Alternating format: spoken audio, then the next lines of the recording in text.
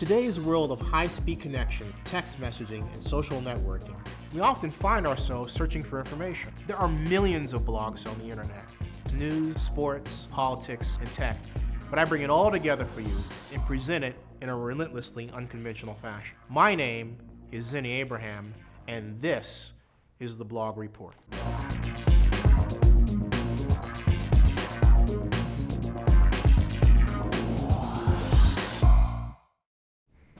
It's time now for politics.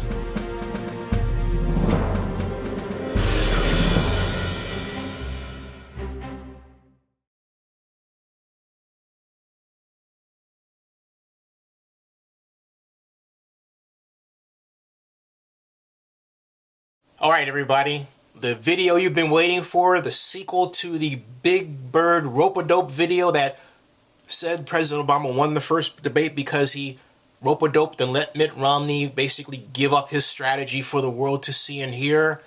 This video is upon you. And yes, President Obama absolutely 1,000% clobbered Governor Mitt Romney tonight in the second presidential debate. Because having heard what Mitt Romney was going to do in his strategy from the first time, President Obama is now ready to pounce. The debate turned 3 different segments. How am I measuring this? I'm measuring this by reactions on Twitter. So the first one was really small one. And it had to do with this woman, Lorraine Ortiz, who was asking a question, but in the middle of it, Governor Romney said this. Thank you, Lorraine. Did I get that right? Good. Thank you for your question. And let me step back and tell you what I'd like to do with our immigration policy broadly. Now, as small as that seems to be, look, it hit Twitter trending topics because there are people who perceive that in some cases maybe he wasn't being too genuine and he was just trying to make an artificial connection, he being Mitt Romney.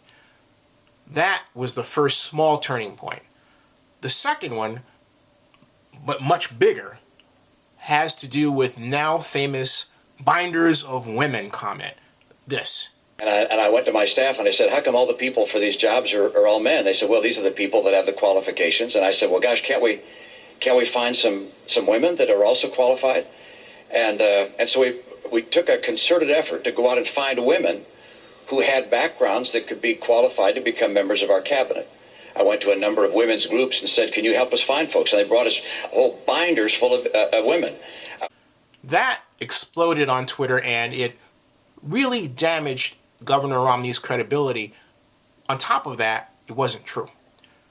Governor Romney's Massachusetts administration did not create this binders of women that they were going to hire for key cabinet positions. In fact, as was reported on the Phoenix blog and on Will Beaton's Tumblr blog, Governor Romney actually was the recipient of this book that was created by a bipartisan group of 40 organizations representing the rights of women.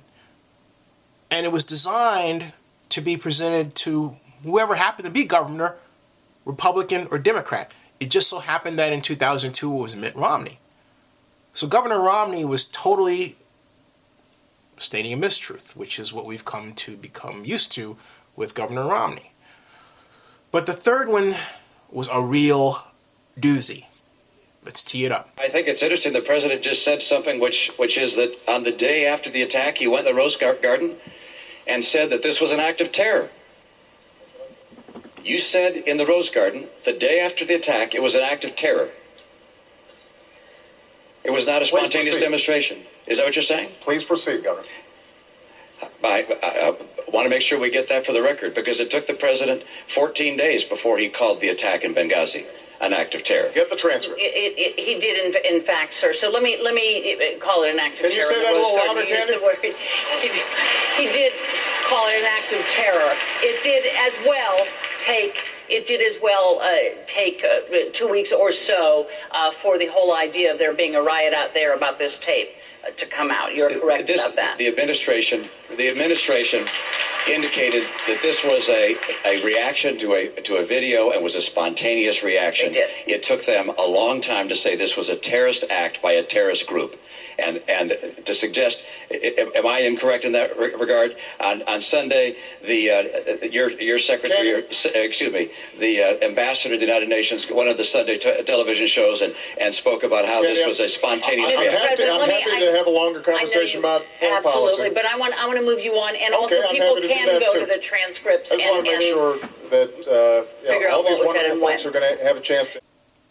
This one really is the major turning point in the campaign, not just in the debate, but in the entire election, because it exposed for the world to see Governor Romney's strategy of trying to play not just gotcha with President Obama, but also based on a mistruth, an idea advanced through right-wing blogs, but in point of fact has no basis in reality. The transcript of the speech that President Obama gave in the Rose Garden specifically uses the word terror, and it also uses the word terror in direct reference to the 4 Americans that were killed in Benghazi. So Governor Romney was completely wrong. He stumbled, obviously, and really arguably never recovered from that, and I don't think he's going to recover from that for the rest of this election. Forget that one. Now, lastly, was the comment about the 47%. Now, Obama managed to get that in, but guess what? And I do agree with other observers. Governor Romney teed it up for the president. In fact, Governor Romney arguably, on 2 occasions, just gave it to President Obama. If you're just thinking about this purely from, not ideology, from political tactics.